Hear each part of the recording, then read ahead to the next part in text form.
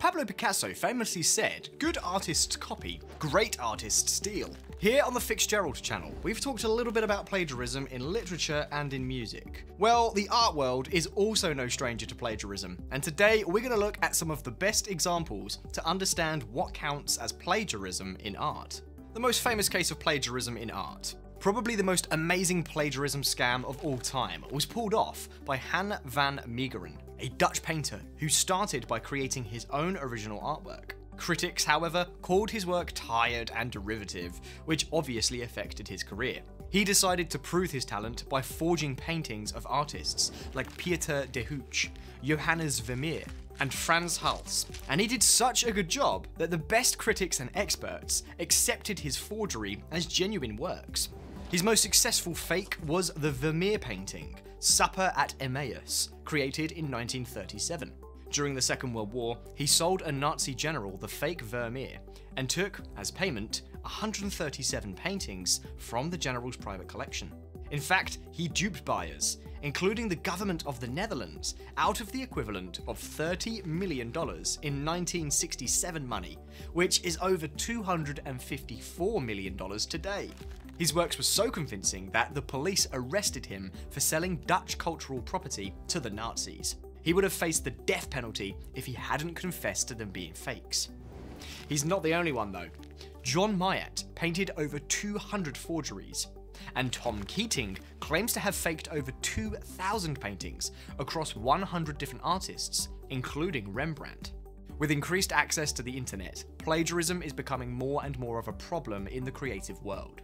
In the case of literature, you have online tools like the Fixgerald plagiarism checker, which will show you whether you've even accidentally copied someone else's work. Plagiarism in art, however, blurs the lines a little bit. What counts as plagiarism?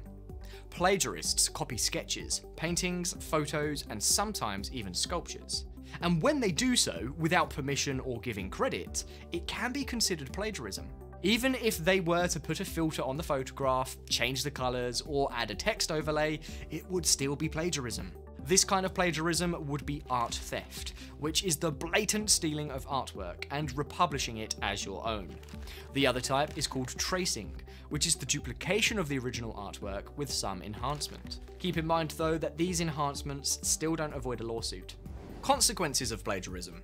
They also don't avoid damage to your professional reputation, or penalties you'll have to pay if you are proven guilty of plagiarizing someone's artwork. That's what happened when Jeff Koons was found guilty of plagiarism in Paris, and he had to pay a fine of $168,000 to the original creator of an ad he copied. Basically, Frank Davidovici, a French ad executive who created the 1985 campaign Faits Divers for a clothing brand called Naf Naf. Jeff Koons then produced a sculpture that derived heavy inspiration from that campaign, and he even called the piece Faits Divers. And this isn't the first complaint against him. Koons has faced a total of 5 lawsuits for his banality collection alone, and one of the suits was settled out of court. Obviously, it never pays to copy. You might be successful for some time, but eventually the creators will find your work and they will come to collect. But truth be told, settlements like these are rare.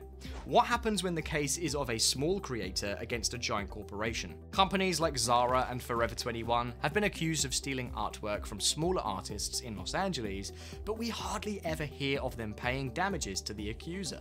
This is why we need stricter laws surrounding art and plagiarism, and what counts as plagiarism. Online plagiarism checkers and artificial intelligence software definitely provide creators with proof, so they may voice their protest, but is proof even enough? How can we protect creators better and ensure that we allow inspiration without allowing copying? Tell me your thoughts in the comments below.